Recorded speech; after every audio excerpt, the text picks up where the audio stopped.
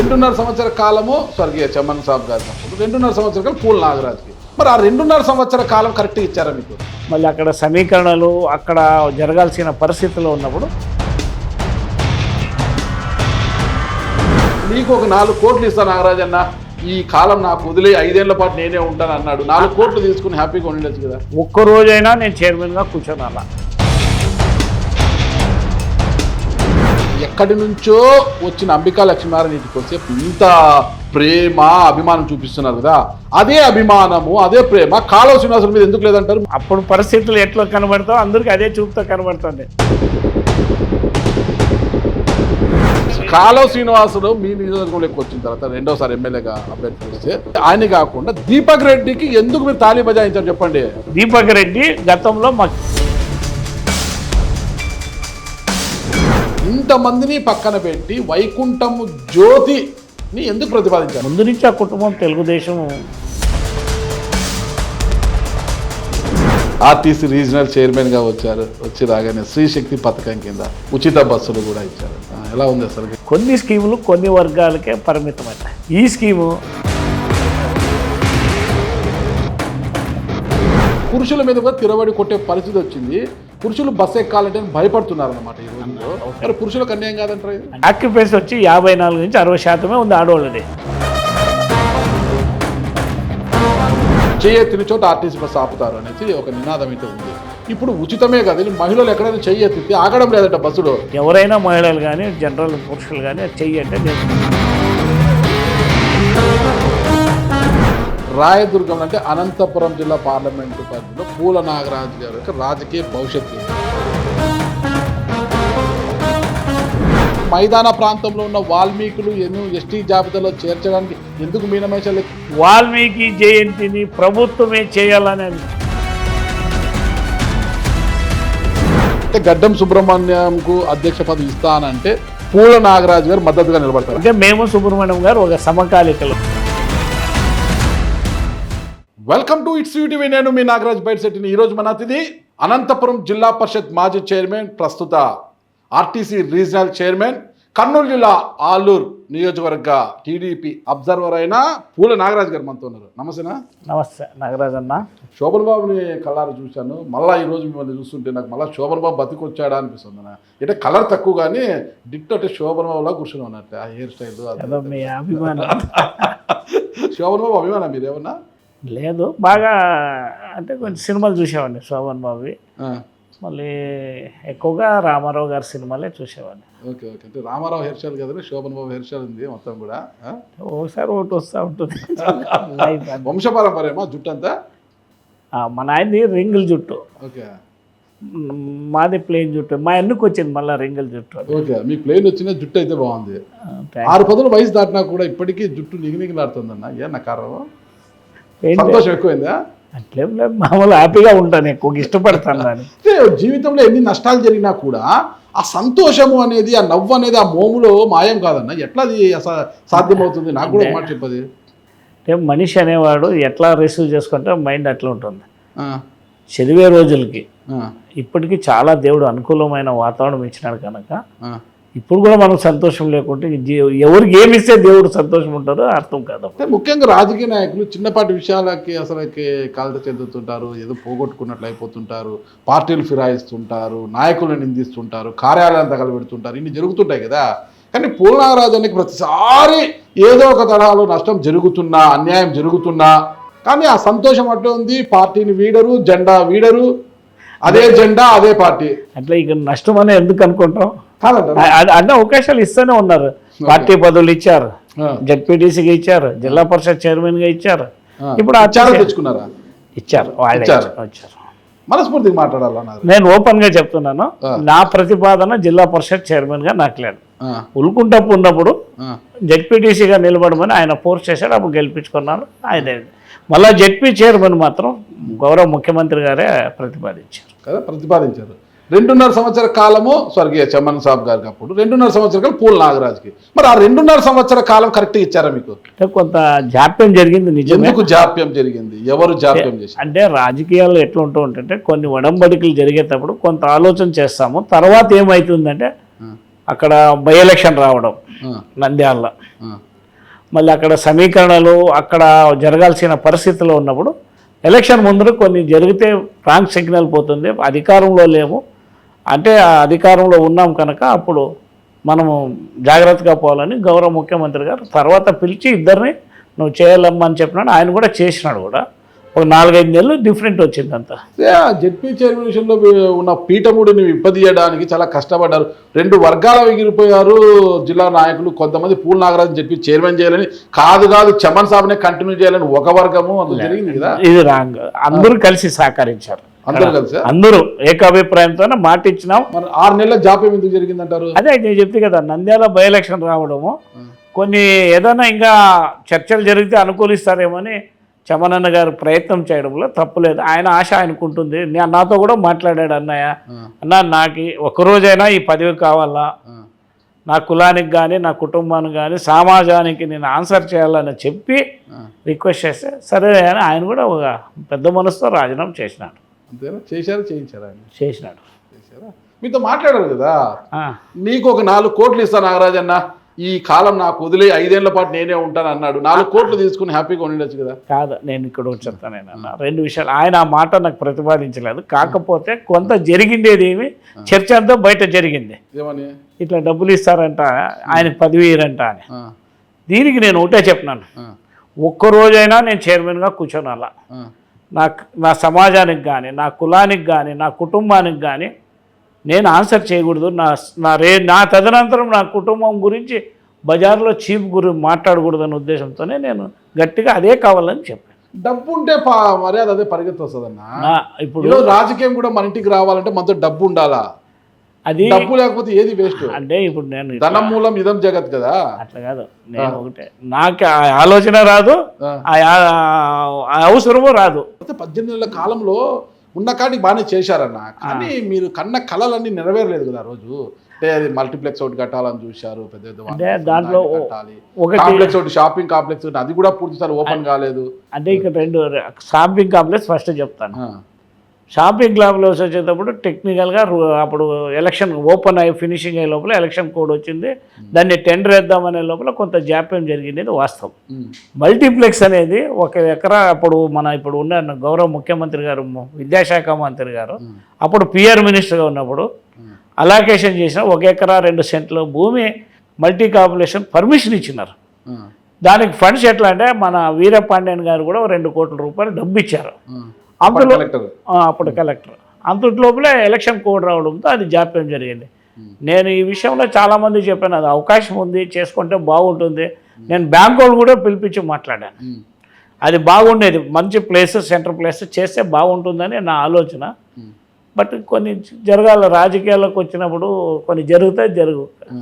జిల్లా పరిషత్ చైర్మన్గా పూర్తిస్థాయి ఇది నేను చేయగలిగాను అని మీకు సంతృప్తినిచ్చిన అంశం ఏంటి అసలు? అంటే కార్మిక నియమాల్లో చాలా జాగ్రత్తగా పద్ధతిగా చేశాం. అన్ని కుటుంబాలు ఎంతమంది ఉంటే అంతమంది వరకు అప్పుడు కలెక్టర్ గారితో కానీ ప్రభుత్వంతో మాట్లాడి చాలామందికి న్యాయం చేశాం. రెండవది, నాకు తెలిసి ప్రతి మండలానికి 40-50 లక్షలు మ్యాచింగ్ గ్రాంట్ చేసి ఎన్ఆర్జిఎస్ చేసి దాదాపు బీఆర్జీఎఫ్ 3 కోట్ల చిల్లర ఉంటే దాన్ని మ్యాచింగ్ పెట్టించి ప్రతి జెడ్పీటీసీ దాదాపు 45 నుంచి 50 మంది జెడ్పీటీసీలకు అందరికి కూడా గ్రాంట్ ఇవ్వడం, తాగునీరు అయితేనేమి, సీసీ రోడ్లు అయితేనేమి అన్నీ వేయగలం. నాకు తృప్తిగానే ఉంది. కాస్త పీరియడ్ కొంత చేయగలిగినామనే ఆలోచన నాకు సంతోషాన్ని ఇచ్చింది. అది ఓకే. అంటే వాల్మీకి సామాజికంలో పూల నాగరాజు గారు బలహీనుడా బలవంతుడా? అది ఇప్పట్లో డిసైడ్ చేసేది కాదు. అది బలహీనుడా ఎంతకాలం కావాలన్నా? ఇప్పటికీ 6 పదుల వయసు దాటిపోయింది. రాజకీయంగా చూసుకుంటే 4 పదుల వయసు వచ్చేసింది. రాజకీయంగా కూడా మీ అనుభవము ఇంకెంతకాలం? బలమా బలహీనం అని తెలుసు. అట్లా కాదు, బలమైనడనే జిల్లా పరిషత్ చైర్మన్ ఇచ్చిన సామాజికం కావాలని. తర్వాత సంవత్సరం కాదు, 18 నెలల పాటే. అది పక్కన పెట్టే పూర్తి స్థాయి కాదు, 18 నెలల పాటే. ఇద్దరికి న్యాయం చేయాలి. 18 నెలల 21 నెల 18 సరే ఓకే. 24 నెలలు 3 నెలలు కట్ చేసేసి 21 నెల ఇచ్చారు. ఓకే, దాన్ని పక్కన పెడతాను. ఇంకా ఏం జరిగింది మీకు? మళ్ళీ ఇప్పుడు ఆర్టీసీ రీజనల్ చైర్మన్ ఇచ్చారు కదా. అంతేనా? ఆర్టీసీ రీజనల్ చైర్మన్ అనేది చెప్పుకోవడానికి, వెహికల్ మీద చైర్మన్ ఆర్టీసీ రీజనల్ చైర్మన్ వేసుకోవడానికి మహా అంటే టోల్ గేట్లో ఫ్రీగా పోవడానికి పనికి వస్తుంది తప్పితే ఏం చేయగలుగుతారు మీరు? అంటే కాదు, ఇక్కడ మనం అందరూ అనుకుంటాం ఏ పదవిలోనైనా దానికి ఉండే సాధక బాధలు అర్థం చేసుకుంటే ఇప్పుడు అద్భుతంగా ఇప్పుడు ఇక్కడ ఉండే సమస్యలు చాలా ఉన్నాయి. బస్ స్టాండ్లు ఎప్పుడో 40-50 సంవత్సరాలు కట్టిన బస్ స్టాండ్లు ఉన్నాయి, మరుగుదొడ్లు శిథిలావస్థలు, అవన్నీ కూడా నేను పవర్ ప్రజెంటేషన్ చేసి దాన్ని అంతా రిపేర్ చేపిస్తున్నాం. ప్రజలకు ఇది ఒక రకమైన సేవ మీరు చేయాలి. మీరు ఆర్టీసీ చైర్మన్ కొనకొల నారాయణ గారితో డిస్కస్ చేయాలి, గవర్నమెంట్ దృష్టికి తీసుకుపోవాలి. ప్రాసనం కదా అది. ఇప్పటికి నేను ఒకటే చెప్తున్నాను, ఎండి గారు కానీ మా బోర్డు సభ్యులు కానీ మా చైర్మన్ గారు పూర్తి సహకారం అవుతుంది. ఇది వెనకబడిన ప్రాంతం రాయలసీమలో దాదాపు 40-50 ఏళ్ళ కిందట నిర్మించిన బిల్డింగ్లు ఉన్నాయి, అన్నీ కూడా శిథిలావస్థకు చేరుతున్నామని అన్ని బస్ స్టాండ్ ఫొటోస్తో సహా ప్రజెంటేషన్ బోర్డు మీటింగ్లో చేశాను. ఫస్ట్ టైం నేను అన్ని ప్రజెంటేషన్ చేయడం, మా ఎండి గారు కూడా దానికి అవకాశం ఇచ్చారు. చేసిన తర్వాత మళ్ళీ ఫైనాన్స్ సెక్రటరీ గారు కూడా పాజిటివ్గా స్పందించినారు. దశల వారీగా ఇప్పుడు అన్ని కార్యక్రమాలు చేపడతా ఉన్నారు. నేను బలవంతులు కాబట్టి ఆర్టీసీ రీజనల్ చైర్మన్ ఇచ్చారని పార్టీ మీద ఉన్న అభిమానంతో ఇష్టంతో మీరు ఒప్పుకుంటారనుకోండి, అది వేరే విషయము. కానీ ఇక్కడున్న మీ సామాజికం ఒప్పుకోవాలి అంటే అనంతపురం పార్లమెంటు పరిధిలో రాయదుర్గంకు చెందిన పూల నాగరాజు ఇక్కడ ఉండగా ఇక్కడ ఆయన బలహీనుడనో ఇంకేంటనో మరి అనుకొని హిందూపూర్లో ఉన్న అంబికా లక్ష్మీనారాయణ తీసుకొచ్చి ఇక్కడ బుల్డోజ్ చేయడం ఏంటి, ఎంపీగా నిలబెట్టి ఆయన గెలిపించడం ఏంటి? అప్పుడు ఎట్లా ఎక్కడో ఉన్న హిందూపురం పార్లమెంటు అంటే హిందూపురంలో ఉన్న ఆయన తీసుకొచ్చి మిమ్మల్ని ఈడ సైడ్ చేశారు కదా, అంటే ఎవరు బలవంతుడు అప్పుడు సమాజంలో? అంబికా గారు కొన్ని ఉద్యమాలు చేసి 25 ఏళ్ళుగా ఏ పదవి రాలేదు ఆయనకి. ఏం ఉద్యమాలు చేశారు ఆయన? వాల్మీకి సేవదళం పెట్టి వాల్మీకి సంఘాల కోసం పోరాడాడు ఒకటి. ఓకే, కత్తి పట్టుకొని తిరిగాడా? లేదు, మామూలుగా అంటే ఇది ఎస్టీ కావాలనే ఉద్దేశంతో చేశాడు. దాన్ని ప్రతి ఒక్కరూ అదే చేస్తారు. నన్ను చెప్పినే ఆయనకి 25 ఏళ్ళుగా పార్టీలో ఉండి ఏ అవకాశం రాలేదు. కొన్ని సమీకరణలోనూ ఆయనకు అవకాశం వచ్చింది, సంతోషించాలా. వాడు మావాడే కదా, మా బాంధవుడే కదా. అంతేనా?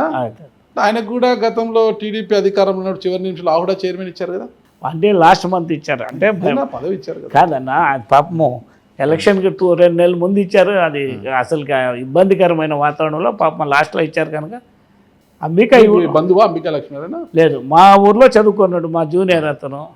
అంబికా లక్ష్మీనారాయణ ఎక్కడి నుంచో వచ్చిన అంబికా లక్ష్మీనారాయణ ఇంటికి వస్తే పాపము ఆయన సీనియర్, ఎన్నో ఉద్యమాలు చేశారని పాపం ఇంత ప్రేమ అభిమానం చూపిస్తున్నారు కదా. అదే అభిమానము అదే ప్రేమ కాలువ శ్రీనివాసుల మీద ఎందుకు లేదంటారు మీ ఎమ్మెల్యే మీద? నాకెందుకు లేదు? నేను ఆయన 100% ఉంది. ఆయన గెలుపు కోసం పోరాడే, మాకు గెలాల్చాలని ఆకాంక్ష. మీరు దీపక్ రెడ్డి వెనకాల తిరిగారు కదా మీరు. నువ్వు పొరపాటు. దీపక్ రెడ్డికి తాళి బజాయించారు మీరు. లేదు, అది దీపక్ రెడ్డి గారితో మీరు మాట్లాడండి, కాలువ శ్రీనివాసులతో మాట్లాడండి. మీరు దీపక్ రెడ్డి ఒకే జట్టు, ఆయన ఏం చెప్తాడండి? ఇంకా ఇನ್ನು జట్టు అంటే ఇప్పుడు అంశాలు మారుతుంటాయి. అప్పుడు పరిస్థితులు ఎట్లా కనబడతావు అందరికి అదే చూపుతో కనబడుతుంది. ఎలక్షన్లో ఎవరు జట్లు ఎక్కువ ఉంటే వాళ్ళ వర్గం అంటుకుంటారు. ఇక్కడ శ్రీనివాసులు మీ నియోజకవర్గంలోకి వచ్చిన తర్వాత రెండోసారి ఎమ్మెల్యేగా అభ్యర్థికి వస్తే ఒకసారి గెలిచాడు, ఒకసారి ఓడిపోయాడు, మళ్ళీ వచ్చాడు. ఆయన వస్తే ఆయన కాకుండా దీపక్ రెడ్డికి ఎందుకు మీరు తాళి బజాయించారు చెప్పండి? 100% తాళి బజాయించలేదు. నేను ఇక్కడ క్లియర్గా ఉన్నాం. మీరు దీపక్ రెడ్డి గతంలో మాకు ఇన్ఛార్జిగా పనిచేశాడు, ఎలక్షన్లో నిలబడ్డాడు. ఆ ప్రేమ విశ్వాసంతో ఆయనతో మాట్లాడడం జరుగుతుంది. అంతేగాని దీపక్ రెడ్డికి టికెట్ ఇవ్వాలా, దీపక్ రెడ్డికి ఎంట పోయి ప్రతిపాదించిన దాఖలు ఎక్కడా లేవు. ఓకే, మనస్ఫూర్తిగా మాట్లాడాలి. మీరు బొట్టు కూడా పెట్టుకొచ్చారు. దైవ సాక్షిగా నేను నిజమే మాట్లాడతాను. కాలువ శ్రీనివాసులు గారు రాయదుర్గంలోకి వచ్చినప్పుడు అన్న నువ్వు ఒకసారి ఎమ్మెల్యేగా చేశావు కదా, నువ్వు ఎంపీగా వెళ్ళు, నేను ఎమ్మెల్యేగా నిలబడతాను అన్న ప్రతిపాదన మీరు చేశారా లేదా? 100% చేయలేదు. నువ్వు కావాలంటే కాలువ శ్రీనివాసులు గారిని అడగొచ్చు. ఓకే, మరి 100% మీరు చేయలేదు. ఎంపీ కావాలనుకోలేదు మీరు. నా రాజకీయాల్లో మనం అనుకున్నా ఎంపీనో ఎమ్మెల్యేనో కావాలనుకున్నారా లేదా? మన నేను ఎన్నన్నా అనుకుంటాను, పార్టీ కూడా అవకాశం ఇవ్వాలి. అనుకుందా లేదా? అనుకుంటాం, ఎవరైనా అనుకుంటాం. దాంట్లో ఏముంది? ఎంపీగా మీకు అవకాశం వస్తుందని పార్టీ నుంచి చిత్తూరు జిల్లాకు చెందిన ఒక నాయకుడు, నెల్లూరు జిల్లాకు చెందిన మరో నాయకుడు, ఇద్దరు కూడా మీ ఇంటికి దూతలుగా వచ్చి నీదే ఎంపీ టికెట్ 10 కోట్ల రూపాయలు ఫస్ట్ డిపాజిట్ చేయాలంటే 7 కోట్ల రూపాయలు మీరు వాళ్ళకి ఇచ్చారా లేదా? లేదు, ₹1 ఆ సబ్జెక్టే రాలేదు. అది ఏదో ఫంక్షన్కి వచ్చింటే మా భోజనానికి వచ్చారు తప్ప ఆ ప్రతిపాదన కూడా లేదు అక్కడ. అనవసరంగా ఇది చర్చ, అంతే. అది ఈ మనసాక్షిని 100% నువ్వు కావాలంటే క్రాస్ చెక్ చేసుకున్నావు. మరి మీకు తంబలపల్లి ఇన్ఛార్జ్ ఎందుకు ఇచ్చారు? చిత్తూరు అన్నమయ్య జిల్లా తంబలపల్లి అంటే ఇక్కడ 2 విషయాలు నేను చెప్తాను. ఎలక్షన్ క్యాంపెయిన్లోన మడక్సిరాకి విత్డ్రా నన్ను అక్కడ సమన్వయకర్తగా వేశారు, నన్ను గుండుమలు తిప్పేశాం గారు.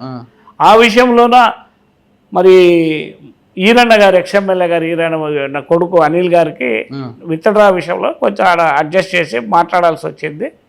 అక్కడ నేను గట్టిగా పోరాడిన తర్వాత ఆ పని అయిపోయిన తర్వాత ఇమీడియట్గా తమ్మలపల్లికి నువ్వు ఎలక్షన్ క్యాంపెయిన్ పోమన్నారు మా నాయకుడు, మేము పోవాల్సి వచ్చింది. ఓకే, అక్కడ 15 రోజులు పనిచేసాం జయచంద్ర రెడ్డి కోసం. మీతో తీసుకున్న 7 కోట్ల రూపాయలు జయచంద్ర రెడ్డికి బదలాయించారట కదా? ఈలే, 100కి 100 రూపాయలు ఈలే. మరి జయచంద్ర రెడ్డి గారి నుంచి మీకు 3 కోట్లు వెనక్కి వచ్చిందంటున్నారు.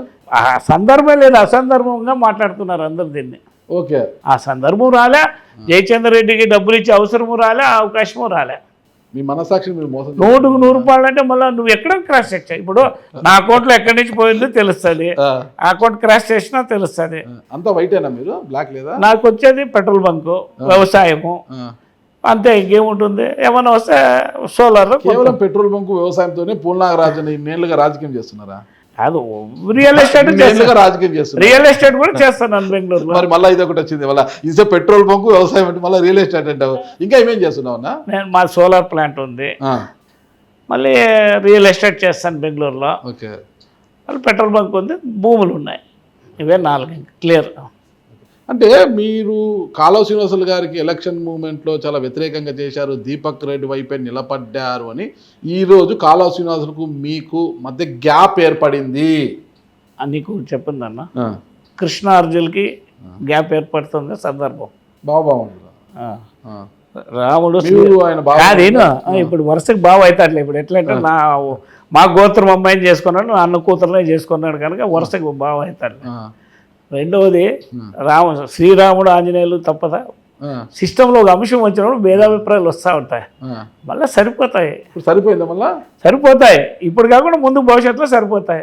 మామూలు ప్రేమతో కౌగిలించుకుంటారా, ధృతరాష్ట్రుడి కౌగిలి ఏమన్నా? అట్లేం లేదు. కడుపులో కత్తులు అంటే 25 ఏళ్ళు నేను కాలువ శ్రీనివాసులు గారు బాగా కలిసి ఉన్నాం. ఆయన నేను బాగుండాలని కూడా అతను ప్రయత్నం చేశాడు. జిల్లా పరిషత్ చైర్మన్గా అతను నాకు సహకరించాడు, నేను కాదనిలే. అప్పుడు పదవి రావడానికి ఆయన కూడా ప్రధాన భూమిక చేశాడు. కరెక్ట్. అంతవరకు ఉన్న ప్రేమ రాయదుర్గం విషయానికి వచ్చేసరికి కొద్దిగా పగగా మారింది. నేను ఎమ్మెల్యేగా, ఎప్పుడు నువ్వైనా ఎమ్మెల్యే, నువ్వు ఎంపీగా వెళ్ళు, నేను ఎమ్మెల్యేగా పోతానన్నప్పుడు కాదు నేనే ఎమ్మెల్యేగా పోతాను, నువ్వు ఎంపీగా పోను ఆయన అన్నాడు. నువ్వు కుదరలేదు. దీపక్ రెడ్డి గారితో మీరు ట్రావెల్ కావడంతోనే కాస్త ఇబ్బందికర పరిస్థితి తలెత్తింది. నీకు చెప్పేదాన్ని ఇక్కడ 2 విషయాలు. ఎవరు ఇట్లాంటి మాటలు మాట్లాడుకోవాలి, ఊరికి అనవసరంగా ఊహాలు ఇవన్నీ. నేను జరిగిన సన్నివేశం వేరు జరుగుతున్నది. నేను కాలువ శ్రీనివాసులు దీనికి పో ఏ రోజు మాట్లాడాను. ఆయనతో ఆ ప్రస్తావన రాదు. అవకాశం వస్తే చూద్దామనే అభిప్రాయంతో ఉన్నాము. దీపక్ రెడ్డి గారు ఆ రోజు మా ఊరికి భోజనం, నా తోటలో భోజనం ఇద్దరిని పిలిచాను, కాలువ శ్రీనివాసులు గారిని పిలిచాను, ఆయన్ని పిలిచాను. దీపక్ రెడ్డి గారు వచ్చారు కనుక వీళ్ళిద్దరు ఒకటి అనేది ప్రచారం అయింది. అదేదో పెద్ద ఇష్యూ అవుతుంది అనుకున్నారు, ఏమీ కాలే. మీరు దీపక్ రెడ్డి ఒకటే కాబట్టి ఆ ఎన్నికల్లో మీకు నష్టం జరిగింది, మీతో డబ్బులు తీసుకొని కూడా టికెట్ ఇవ్వలేకపోతే పార్టీ అధిష్టానం గ్రహించే తొలి విడతలోనే మీకు మీ జట్టులో ఉన్న దీపక్ రెడ్డికి ఇద్దరికి పదవులు ఇచ్చారు కదా. ఆయనకేమో స్కిల్ డెవలప్మెంట్ ఇచ్చారు, మీకేమో ఆర్టీసీ ఇచ్చారు కదా తొలి విడతలోనే. అయ్యో పాపం పూల్ నాగరాజ్ అనేసి. నేను ఓపెన్గా చెప్తున్నాను, ₹1 నేను పార్టీకి ఇచ్చింది లేదు, మనస్ఫూర్తిగా చెప్తున్నాను. నన్ను అడిగింది లేదు ఎవరు. నన్ను ఎలక్షన్కి నిలబడతావా? రాజకీయ నాయకులందరూ మనస్ఫూర్తిగా మనసు విప్పి మాట్లాడతారన్నా? అంటే ఇప్పుడు వీడి అవసరం ఏముంది చెప్పు. ఇప్పుడు మా పార్టీలో 40 ఏళ్ళుగా ఉన్నాను. మా నాయకుడు పెద్ద ఆయన రామారావుతో నుంచి ఇప్పుడు ఉండే మన లోకేష్ సార్తో వరకు ఉన్నాము. మన పార్టీలో ఇంత అనుభవం ఉండి అబద్ధాలు చెప్పే అవసరం ఏముంది చెప్పు. ఎన్నేళ్ళు ఉన్నామనేది కదా, రాజకీయ నాయకుడు వాస్తవాలు మాట్లాడతాడా? 100కి 100 రూపాయలు మాట్లాడు. సందర్భాలు అయితే మాట్లాడాల్సి వస్తుంది, దాంట్లో అనుమానం ఎందుకు నీకే? మొత్తం మీద మీరు కాలువ శ్రీనివాసులు కలిసిమెలిసి ఉన్నారు. బాగానే ఉంది అనుకుంటాము. అంబికా లక్ష్మీనాథ్తో మీకు చాలా బాగుంది, కాలువ శ్రీనివాసులతోనూ బాగుంటుంది. సరే, మా కులము మా కులానికి నేను ఏదో చేయాలని ఇంతకుముందు అన్నారు కదా, అందుకే నేను జెడ్పీ చైర్మన్ కావాలి. ఆర్టీసీ రీజనల్ చైర్మన్ ఒకటి. మీ సామాజిక వర్గానికి మీరు ఏం చేస్తారు అసలు? దీంట్లో సామాజిక వర్గం రాదు ఈ ఆర్టీసీలో. ఏమున్నా ఎంప్లాయీస్కి బెనిఫిట్స్ ఏం చేయాలా, ఎంప్లాయీస్ని ఎట్లా సెక్యూరిటీ చేయాలా, పబ్లిక్ ఎట్లా సర్వీస్ చేయాలా, పబ్లిక్ ఎట్లా కంఫర్ట్గా ట్రావెల్ చేయాలా, బస్సెస్ని, బస్ స్టాండ్ని, మరుగుదొడ్లని, తాగునీరుని, వ్యవస్థని ఎంతవరకు మేనేజ్ చేయగలమో అంతవరకు చేయగల ప్రయత్నం చేయడం అంతే. మీరు రాయదుర్గం సొంత నియోజకవర్గం కదా, కాలువ శ్రీనివాసులు గారిది హిందూపురం స్వగ్రామం అయితే ఆయన ఇక్కడికి వచ్చారు అంతే కదా, హిందూపురం నుంచి ఇక్కడికి వచ్చారు. ఆయన ఇక్కడ స్థిరపడ్డారు కాలువ శ్రీనివాసులు గారు. మరి మీ సామాజిక వర్గంలోనే, మీ నియోజకవర్గంలోనే వాల్మీకులందరూ కూడా మా నాయకుడు కాలువ శ్రీనివాసులు అభినవ వాల్మీకి అది ఇదని ఆయన్ని కొనియాడుతున్నారనమాట. అప్పుడు మీకు ఇబ్బందిగా లేదంటారా? అది ఎందుకు ఉంటుంది? ఓకే, ఇప్పుడు నా వాడైనప్పుడు నాకేంటికి ఇబ్బంది ఉంటుంది? కాదు, వేరే వాడైతే నాకు ఇబ్బంది. నేను కావాలని కాలువ అసలు పిలుచుకోపోయినానంటే నాకు మా కొండు ఇక్కడ అని. మీరు అక్కడ పిలుచుకోరా? కాదు, రమ్మన్నాము, పార్టీ అవకాశం ఇచ్చింది, వచ్చినాడు. ఇబ్బంది ఏంటుకుంటుంది? మీరు పిలిస్తే వచ్చారా, పార్టీ వెళ్ళమంటే వచ్చారు? పార్టీ వెళ్ళమంటే వచ్చాడు, మాకు కూడా వచ్చిందని సంతోషం. మీరు ఏమన్నారు? ఇప్పుడు మేమే తీసుకెళ్ళింది, పార్టీ పంపించింది, మేము దాన్ని సంతోషించినాము. అంటే నాకు అక్కడ కాదు, పార్టీ మిమ్మల్ని చిన్న చిన్న పదవులకు మాత్రమే బలవంతుడు అనుకుంటుందా? అంటే పూల నాగరాజుకి ఎమ్మెల్యే చేసే కెపాసిటీ కావచ్చు, ఎంపీగా అయ్యే కెపాసిటీ కానీ లేదనుకుంటుందా? అంటే అవకాశాలు ఒక్కొక్కసారి అదృష్టం కాదన్నా, మనకు కూడా రాసిండాలి కదా. గతములో కాలువ శ్రీనివాసరావు గారు అనంతపురం ఎంపీగా పనిచేశారు, ఓకేనా? ఆ తరువాత పూల నాగరాజు గారు కూడా సీనియర్ కదా. పార్టీలో మీరు సీనియరా, కాలువ శ్రీనివాసరావు గారు సీనియరా? నేనే సీనియర్. మీరే సీనియర్ కదా. వాల్మీకి సామాజిక వర్గానికి న్యాయం చేయాలనుకున్నప్పుడు అనంతపూర్లో ఉన్న కాలువ శ్రీనివాసులను రాయదుర్గం పంపించి మిమ్మల్ని పక్కన పెట్టడం అనేది అంటే ఇక్కడ ఒకటి 99లో మా ముఖ్యమంత్రి గారు చంద్రబాబు గారు నాకు అవకాశం ఇస్తానన్నా, అప్పుడు మన ఉల్కుంటంకి నేను గట్టిగా వాదాడాను. అప్పట్లో మా నాయకుడు నాకు అవకాశం ఇవ్వాలని పిలిచి మాట్లాడడం వాస్తవం 99లో. అప్పుడు కాలువ శ్రీనివాసులు అప్పుడే ఎంట్రీ. అదే సామాజిక వర్గాన్ని జితేంద్రబాబుకి ఇచ్చారు, అప్పుడు మున్సిపల్ చైర్మన్గా ఉన్నప్పుడు. అర్థమైందా? అప్పుడు నాకు ఇలా నాకు దాన్ని ఉల్కుంటంకి ఇమ్మని నేను గట్టిగా ప్రతిపాదించాను. అక్కడ కొంత సరే మనోనికి ఆ లైన్ లేదేమో ఇప్పట్లో అని అనుకొని మా నాయకుడు అనుకోండి వచ్చి. అంతేగాని మీరు బలహీనుడు అని అనుకోయినాడు. ఆ రోజు మిమ్మల్ని పక్కన పెట్టి కాలువ శ్రీనివాసరావు గారికి ఇచ్చారు. అనంతపురం ఎంపీ కావాలని మీరు అనుకుంటే మిమ్మల్ని పక్కన పెట్టి అంబికా పక్కన మళ్ళా ఇద్దరు హిందూపురం వాళ్ళే. కాలువ శ్రీనివాసరావు గారు హిందూపురం నుంచి వచ్చిన వారే ఇక్కడికి, అంబికా లక్ష్మీనారాయణ హిందూపురం నుంచి వచ్చిన వారే. అంటే హిందూపురం పార్లమెంటు పరిధిలో ఉన్న వాల్మీకులకు ఉన్నంత బలము అనంతపురం పార్లమెంట్లో ఉన్న వాల్మీకులకు లేదనే. ఇక్కడ ఎందుకు అనుకుంటాం, జిల్లా పరిషత్ చైర్మన్ వాళ్ళే కదా. ఇప్పుడు రాయదుర్గం ఎమ్మెల్యే ఎవరు అంటే ఈ జిల్లాలో పార్లమెంట్ సభ్యులు ఎవరు అంటే హిందూపురం నుంచి వచ్చిన వారే. ఒక్కొక్కసారి జరుగుతూ ఉంటాయి రాజకీయాల్లో సమీకరణలో. ఇప్పుడు అట్లా అనుకోనంటే బలీన అనుకుంటే జిల్లా పరిషత్ చైర్మన్గా నన్ను చమనాన్ననే కంటిన్యూ చేయొచ్చు కదా మా పార్టీ. నన్ను ఎందుకు మళ్ళీ లేదు రీషఫిల్ చేయాల్సి వచ్చింది? దానికోసం మీరు చిన్నపిల్లాడిలా మారం చేశారు కదా. నాకు కానే కావాలి, ఒక్క రోజైనా జెడ్పీ చైర్మన్గా కూర్చోవాలి, ఇంటి ముందు పూల నాగరాజు జెడ్పీ మాజీ చైర్మన్ అని బోర్డు ఉండాలని మీ కోరిక. అట్లా కాదు, పార్టీ గట్టిగా సపోర్ట్ చేస్తే కానీ అయ్యేది. పార్టీ గట్టిగా సపోర్ట్ చేస్తున్నా ముందు వెనకచ్చు 2.5 సంవత్సరాల కాలం తర్వాత ఆ కాల పరిమితి దగ్గరకు వచ్చేసరికి నైనా నువ్వు సిద్ధంగా ఉండు రాజీనామా కానీ చెప్తాది పార్టీ. చెప్పింది కూడా, చెప్పింది చేశారు. అన్న మీరు ఇంత సంతృప్తి పడుతున్నారు, ఇంకంతకన్నా ఆనందం లేదు. పార్టీకి మీలాంటి ఆనుమత్యం దొరకడమే కష్టం. అసలుకి ఏమి జరిగినా కూడా సర్దుబాటు చేసుకొని ముందుకు పోయేవారు మీరు. భవిష్యత్తులోనే మీకు న్యాయం జరగాలి. మరి ఆర్టీసీ రీజనల్ చైర్మన్గా ఉన్నారు, ఇక్కడే ఇన్ని బాధ్యతలు ఉన్నారు కదా. మరి కర్నూలు జిల్లా, ఉమ్మడి కర్నూలు జిల్లా ఆలూరు నియోజకవర్గ టీడీపీ అబ్జర్వర్గా మిమ్మల్ని ఇచ్చారు. ఏంటి పరిస్థితి అక్కడ? అక్కడున్న పరిస్థితులు మీకు ఏమర్థమైతే అక్కడ మీకు పంపించారు? అంటే అక్కడ కార్యకర్తలు బలంగా ఉన్నారు, నాయకుల మధ్య కాదు మండల స్థాయి నాయకులు బలంగా ఉన్నారు, బాగా పార్టీ యాక్టివ్గా ఉంది. కొంత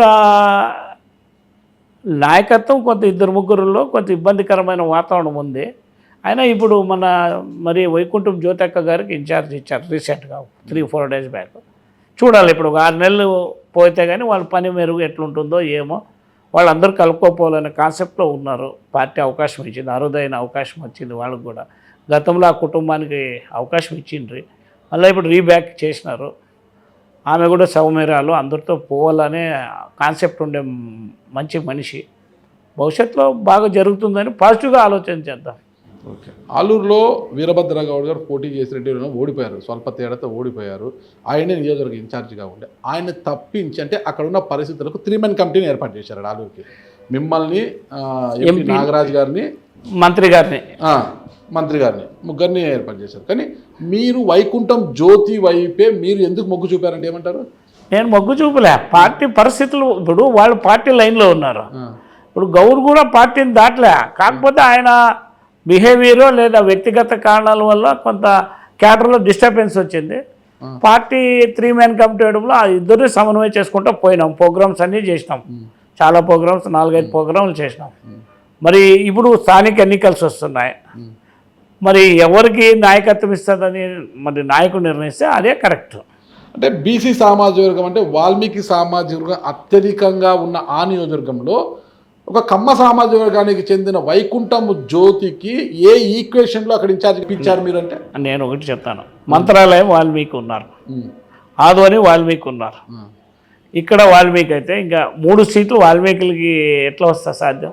ఓకే, అన్ని కులాలు సమీకరించారు. మంత్రాలయంతో పోల్చుకుంటే ఆలూరు నియోజకవర్గంలో ఎక్కువ మంది వాల్మీకులు ఉన్నారు కదా. మంత్రాలయంలోనే ఎక్కువ ఉన్నారు, కంపేరిటివ్ ఆలూరు కింద మంత్రాలయంలో ఎక్కువ ఉన్నారు. వీరభద్రగౌడ్ పరిస్థితి ఏంటి? ఏం లేదు, ఆయన సముచితమైన స్థానం ఇస్తుంది. ఎప్పుడు త్వరలోనే పార్టీ పిలిపించి మాట్లాడుతుంది ఆయన. ఆల్రెడీ 3 మెన్ కమిటీలో ఉన్న కర్నూలు ఎంపీ నాగరాజు గారు, కురుబ నాగరాజు గారు ఆలూరు పైన కన్నేశారు. ఈసారి ఆలూరు నుంచి ఆయన బరిలోకి దిగాలి, ఎమ్మెల్యే అభ్యర్థిగా బరిలోకి దిగా ఆయన కన్నేశారు. 3 మెన్ కమిటీలో ఆయన ఒకరు, మళ్ళీ ఆయన అక్కడ ఉన్నారు. కానీ ఇదంతా కాదనేసి మీరు ఇక్కడ వైకుంఠం జ్యోతిని ఎందుకు ప్రతిపాదించారు? వైకుంఠం జ్యోతి ఇక్కడ ఇంకోటి, గుంతకల్లో ఎమ్మెల్యే మాజీ మంత్రి అయిన గుమ్మనూరు జయరాం గారు ఆయన సమీప బంధువు అని చెప్పుకుంటుంటారు, ఏదో తమ్ముడని కొంచెం. గుమ్మనూరు నారాయణ కూడా ఆ టీడీపీ నుంచి ఆలూరు నియోజకవర్గ ఇన్ఛార్జిగా కావాలనేసి ఆయన కూడా ఆయన ప్రయత్నాలు ఆయన చేస్తూ వచ్చాడు. ఒకవైపు వీరభద్రగౌడు, ఒకవైపు జయరాం గారి తమ్ముడు గుమ్మనూరు నారాయణ. ఇక ఎస్సీ సామాజిక వర్గానికి చెందిన మన గుంటూరు జిల్లా ప్రత్తిపాడు ఎమ్మెల్యే బూర్ల రామాంజనేయుల తమ్ముడు కూడా ఎస్సీ సామాజిక వర్గం కాకపోయినా నియోజకవర్గ ఇన్ఛార్జ్గా ఉండాలి అని కూడా వాళ్ళు కూడా ప్రయత్నించారు. ఇంతమందిని పక్కన పెట్టి వైకుంఠము జ్యోతిని ఎందుకు ప్రతిపాదించారు అంటే ఇక్కడ 2 ఆ కుటుంబం నష్టపోయింది, తల్లిదండ్రులు పోగొట్టుకుని అత్తామామని జ్యోతి వాళ్ళ అత్తామామ గారిని కుటుంబం పార్టీ దీంట్లో ప్రత్యర్థుల పొట్టను పెట్టుకున్నారు.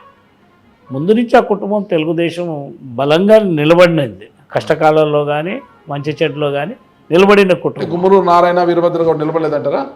నేను ఇక్కడ కంపారిజన్ నువ్వు వాళ్ళకి ఎందుకు ఇచ్చిన మెరిట్స్ చెప్తున్నాను, నువ్వు వాళ్ళకి వీళ్ళేం మెరిట్స్ లేవా అంటే దీనికి క్రాస్ క్వశ్చన్ కాదు. ఇక్కడ ఏం మెరిట్స్ ఉన్నాయని నేను చెప్తున్నాను. వీళ్ళకి డిమెరిట్స్ ఏమున్నాయి, ఆడున్న మెరిట్స్ అంటే ఇక్కడ 2 సార్లు వీరభద్రగౌడ్ టికెట్ ఇచ్చినారు. అక్కడ ఆయన కష్టకాలంలో 2 సార్లు పార్టీ అధికారంలోకి వచ్చినప్పుడే టికెట్ ఇచ్చినారు. సమన్వయ లోపం ఉందా మరి, ఆయనకు అదృష్టం లేదా తెలియదు. మీలాగే ఆయనకి అదృష్టం లేదా ఏమో మళ్ళీ తెలియదు. చాలా స్వల్పంగా ఓడిపోవడము. తర్వాత ఓడిపోయిన తర్వాత కూడా రాజకీయాల్లోన శత్రువులు మిత్రులు, మిత్రులు శత్రువులు సహజం. పార్టీలే మారే నాయకులు ఉన్నప్పుడు ఉన్న పార్టీల నాయకులతో సమన్వయం చేసుకోవాల్సింది కొంత కొరవైందేమో నాకు అనిపించింది. నేను అక్కడ అబ్జర్వర్గా పోయినప్పుడు కొంత ఎమోషనల్ ఉండాలి రాజకీయాలు, తప్పులేదు. కానీ ఏ సందర్భంలో ఎమోషన్ ఉండాలనేది మా గౌడ్కి కొంత తక్కువేమో అనిపించింది నాకు. ఓకే ఓకే, మరి గౌడ్ ఇప్పుడు కలిసి పనిచేస్తున్నాడా? చేస్తాడు కూడా. పార్టీ ఇప్పుడు పార్టీకి 2 సార్లు గౌడ్ కూడా కమిటెడ్. వాళ్ళ ఫాదర్ కానీ వాళ్ళ బ్రదర్ కానీ ఆ ఫ్యామిలీ తెలుగుదేశం ఫ్యామిలీ. అది కానీ గుంతకల్ ఎమ్మెల్యే గుమ్మనూరు జయరాం గారు ఆలూరును వదులుకోవడానికి సిద్ధంగా లేరు. ఆయన గుంతకల్లు ఎమ్మెల్యే కూడా ఎక్కువ ఆలూరులోనే ఫోకస్ చేస్తున్నారు కదా. ఆయన ఆలూరుని ఎలా అయినా మళ్ళీ క్యాప్చర్ చేయాలి, అక్కడ ఎవరికి అవకాశం ఇవ్వకూడదు, మా కుటుంబమే ఉండాలి ఆలూరులో కూడా అనేసి ఆయన దాన్ని మళ్ళీ క్యాప్చర్ చేయడానికి ప్రయత్నిస్తున్నాడు కదా. అది ఏ రోజు ప్రస్తుతం రాలే, చర్చ కూడా రాలే. ఓకే, నా దగ్గర రాలే, నాకు చర్చ కూడా రాలే, ఆ సందర్భాలు రాలే. అంటే మీరు అంతగా పరిశీలనలోకి పోలేదేమో కదా. ఉండొచ్చు, మీ అభిప్రాయం నేను ఏకీభవించవచ్చు. అంతే సరే, ఆ విషయాన్ని పక్కన పెడితే ఇక ఆర్టీసీ రీజనల్ చైర్మన్గా వచ్చి రాగానే స్త్రీశక్తి పథకం కింద ఇక్కడే ఉచిత బస్సులు కూడా ఇచ్చారు.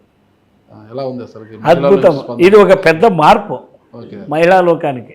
దీంట్లో ఒకటి లాజిక్ ఏముందంటే కొన్ని స్కీములు కొన్ని వర్గాలకే పరిమితం అవుతాయి. ఈ స్కీము ఎంటైర్ ఆంధ్రప్రదేశ్లో ఉన్న ప్రతి మహిళా సోదరిమణులకు కానీ అక్కగారికి కానీ అద్భుతంగా ఉపయోగపడుతుంది. అందరికీ వర్తిస్తూ ఉంది. ఇది ఇన్కమ్ ట్యాక్స్ వాళ్ళకి కానీ భూస్వాములకు కానీ అని భేదభావం లేకుండా ఏకైక స్కీము ఆంధ్రప్రదేశ్లో ఒకే సింగిల్ అజెండాతో పోతుండే స్కీమ్ స్త్రీశక్తి. ఇది ఒక అద్భుతం. రెండవది, ఆర్థికంగా ప్రతి కుటుంబానికి నెలకు 4 నుంచి 5 వేలు కూడా ఆదాయం వస్తుంది. ఇన్కమ్ ట్యాక్స్ కట్టి మేము బాధపడే వాళ్ళు కూడా ఇది ఒక ఉపశమనంగా తయారవుతుంది. ఎట్లా అంటే మేము ఇన్కమ్ ట్యాక్స్ కడితే మా గవర్నమెంట్ ఇది ఏం రాలేదనే బాధపడే కొంత మానసిక వేదన పడే వాళ్ళకి కూడా ఇది వర్తిస్తుంది. ఉచిత బస్సు నా స్త్రీ శక్తి ఏమో కానీ మీకైతే ఒక శక్తి అయితే ఉందని నేను నమ్ముతున్నాను.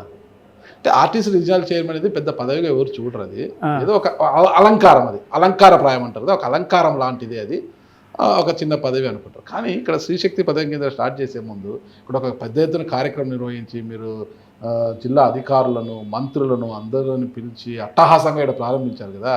ఎలా సాధ్యమైందన్న అసలు? అంటే నాకు చెప్తే కదా 40 ఏళ్ళ పరిచయము, నాకు అందరితో బాగుంటాను. అందరూ కూడా మా వాడు బాగుండాలనే ఆలోచన మా పార్టీలో చాలామంది నాయకులు నాకు సపోర్ట్గానే ఉంటారు.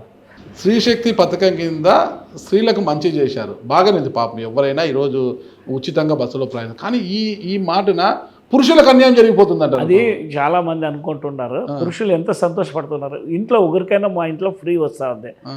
నాకు ఇద్దరు భార్యాభర్తలు మామూలుగా జనరల్గా మన తెలుగు వాళ్ళ పద్ధతి ఏమంటే భార్యని జనరల్గా ఒకరినే పంపారు. ఎక్కడికైనా పోవాలంటే ఇద్దరు పోతారు, షాపింగ్ కానీ హాస్పిటల్కి కానీ ఏదైనా గుడికి కానీ. కానీ ఒకరికి ఛార్జ్ మిగులుతుంది కదా అని నేను మన ఎండి గారు ఇద్దరు కూడా అడిగాము పురుషులు, ఏమయ్యా మీరు ఫీల్ అని. భార్యాభర్తలు పక్కన కూర్చోబెట్టి 4-5 ఎంక్వైరీస్ చేసాం.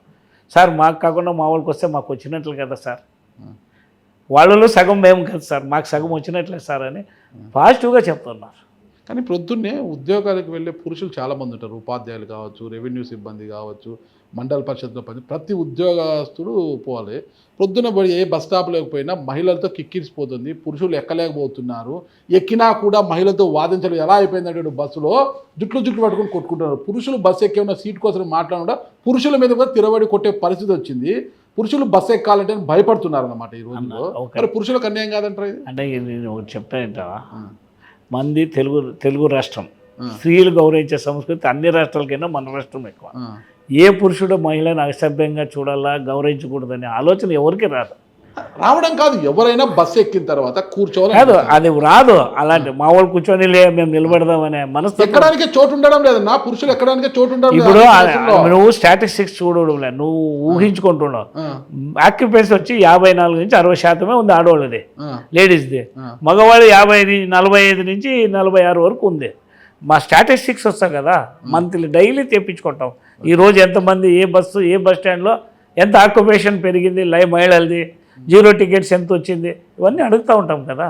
ఖచ్చితంగా ఉంది, ఆక్యుపెన్సీ బాగుంది మీది. ఇప్పుడు ఏమైంది, ఉచిత బస్సు ప్రయాణం పెట్టిన తర్వాత మహిళలకి ఇంతకుముందు రిక్వెస్ట్ బస్ స్టాప్లు ఉండేవి. ఎక్కడైనా చెయ్యి ఎత్తితే బస్సు ఆపారు. ఇదే ఆర్టీసీ నినాదం, చెయ్యి ఎత్తిన చోట ఆర్టీసీ బస్సు ఆపుతారు అనేసి ఒక నినాదం అయితే ఉంది. ఇప్పుడు ఉచితమే కదా, మహిళలు ఎక్కడైనా చెయ్యి ఎత్తితే ఆగడం లేదంట బస్సులో. ఎలా ఉచితమే కదా ఆపడం ఎందుకు, నాకు టైం వేస్ట్ అని వెళ్ళిపోతున్నాడంట. తడికలేరు దగ్గర కూడా ప్రతిరోజు కూడా ఒక రిక్వెస్ట్ స్టాప్. మంత్రాలయం బస్సులు వస్తాయి, ఇక్కడ నుంచి మడకసిర బస్సులు, హిందూపురం బస్సులు ఇలా వెళ్తుంటాయన్నమాట కర్నూలు వరకు. తడకలేరు దగ్గరకు వచ్చాకే చాలామంది మహిళలు స్టాఫ్ ఉంటున్నారు అక్కడ ఏమాత్రం బస్సులు ఆపడం లేదంటే వెళ్ళిపోతుంది. ఇంతకుముందు ఆపేవారు అక్కడ, మహిళలు చూసిన ఆపేందుకు టికెట్లు వస్తాయి కాబట్టి, డబ్బులు వస్తాయి కాబట్టి. ఇప్పుడు ఎట్లా ఎవరు ఎక్కినా కూడా ఉచితమే కదా, అనవసరంగా ఎందుకు కాలయాపన కాలాతీతం అవుతుందనే ఉద్దేశంతో నేరుగా వెళ్ళిపోతున్నాయి బస్సులు. మరి దాని గురించి ఏమంటారు? అంటే కొన్ని ఏమైనా నా దృష్టికి రాలేదు, ఇప్పుడు వచ్చినా కదా అన్ని చోట్ల ఎవరైనా కానీ చెయ్యి అంటే నిలవాలా, ఆర్టీసీలో ఒక నిబంధన ఉంది, దాంట్లో తప్పులేదు. ఇప్పుడు ఓవర్లోడ్ అయి ఉంటుంది, లేదా అక్కడ డ్రైవర్ ఫుల్ లోడ్ అయి ఉంటుంది, వెళ్ళిపోయింటాడు. అది పరిశీలించి దాన్ని తగిన ఆర్ఎంకి డైరెక్షన్ ఇస్తాం ఎక్కడైనా కానీ. ఇప్పుడు మీరు చెప్పిన పాయింట్ మొత్తం మా జోన్ మొత్తం కూడా ఒక సర్క్యులర్ ఇష్యూ చేపిస్తా. ఏమని, ఎవరైనా మహిళలు కానీ జనరల్ పురుషులు కానీ చెయ్యి అంటే నిలబెట్టేదానికి ఒక సర్క్యులర్ మళ్ళీ ఒకసారి రీసర్క్యులర్ చేపిస్తాం. ఒక పథకం వచ్చినప్పుడు దాంట్లో మైనస్లు కూడా ఉంటాయని, ఏదైనా ఒక పథకం వచ్చి ఒక డెవలప్మెంట్ జరుగుతుందంటే కన్నా దాని మైనస్లు కూడా ఉంటాయన్నమాట. అన్నీ సరిదిద్దుకున్న తర్వాతే ఆ పథకము సక్సెస్ అవుతుంది. ఆర్టీసీలో స్త్రీశక్తి పథకం చాలా మంచి పథకం, సూపర్. కానీ చాలా సూపర్ అని లేదని లేదు, కానీ మహిళలు ఎక్కువగా ఫ్రీగా తిరుగుతున్నారని ఇటీవల బస్సు సర్వీసులను కూడా కొన్ని తగ్గించేశారు. అంటే మీరు చాలా అపోహపడుతున్నారు, గతంలోనే తగ్గించారు అవి. కాకపోతే ఇప్పుడు అన్ని చోట్ల బస్సులు ఉన్నాయి కనుక, ఫ్రీ బస్ కనుక డిమాండ్ పెరిగింది. మా ఊరికి బస్సు కావాలని నా చిన్న నాయకులు పట్టుకొని ప్రెజర్ చేస్తున్నారు. దానికి కూడా మేము బోర్డులో కూడా చర్చించినాము.